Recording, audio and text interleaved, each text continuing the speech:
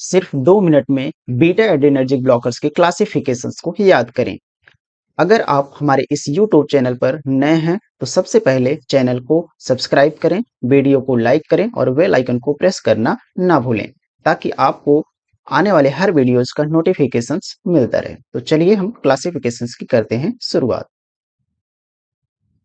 सबसे पहले यहाँ पे देखते हैं बीटा ब्लॉकर्स। बीटा ब्लॉकर्स को दो कैटेगरी में डिवाइड किया गया है। First is a non selective and second is a selective. Non selective में क्या होता है कि आपका बीटा 1 और आपका बीटा 2 दोनों ही कैटेगरी की ड्रग्स देखने को मिलेंगी।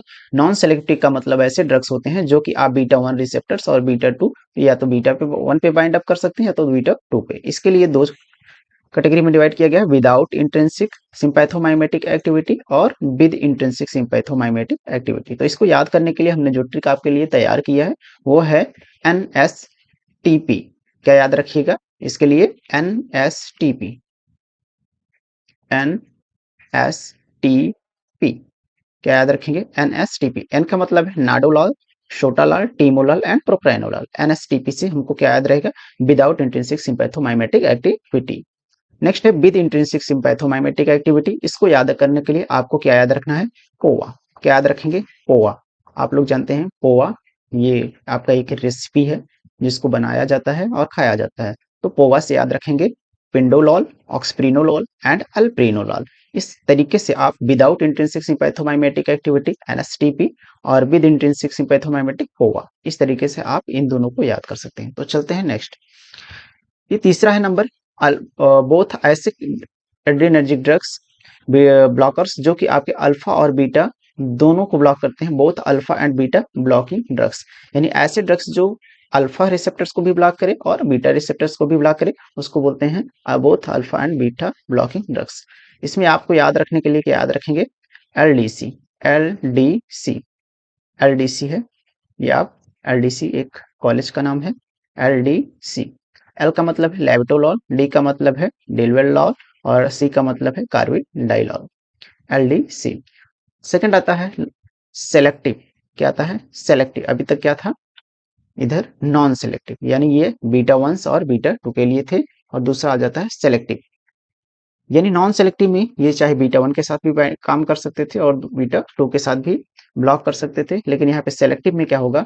सबसे पहला है कार्डियो सेलेक्टिव। क्या है? Cardio selective. कार्डियो सेलेक्टिव में सबसे पहला क्या है? B1, यानी कार्डियो सेलेक्टिव जो भी ड्रग्स होंगी वो आपके B1 रिसेप्टर्स को ब्लॉक करेंगी। तो इसको याद करने के लिए इसमें ढेर सारे ड्रग्स हैं, तो इसको याद करने के लिए हमने एक नाम सोचा है। नाम क्या याद रखेंगे? बमबास। क्या याद रखेंगे? बमबास।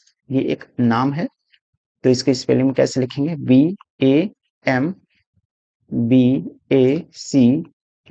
याद रखेंगे? बमबास।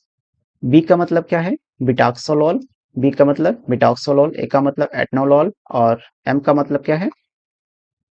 मेटोप्रोलॉल। सेकंड बी का मतलब क्या है? बिसोप्रोलॉल। ए का मतलब क्या है? एसिबुटोलॉल और सी का मतलब क्या है? सेलिप्रोलॉल एंड ई का मतलब क्या है? एस्मोलॉल। इस तरीके से कार्डियो सेलेक्टिव्स B1 जो कि आपके B1 रिसेप्टर्स को ब्लॉक करते हैं वो होते हैं क्या? बम्बावस। बी का मतलब ये आपको आसानी के साथ याद हो जाएगा।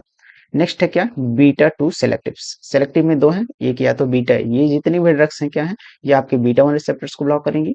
और एक है आपका बुटॉक्सामिन, ये सिर्फ और सिर्फ बीटा 2 सेलेक्टिव्स है, यानी ये सिर्फ बीटा 2 रिसेप्टर्स को ही ब्लॉक करती है।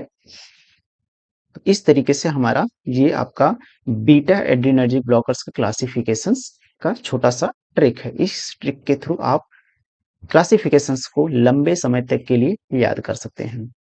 तो मिलते हैं नेक्स्ट क्लासिफिकेशंस के साथ नेक्स्ट वीडियो में। तब तक के लिए नमस्कार।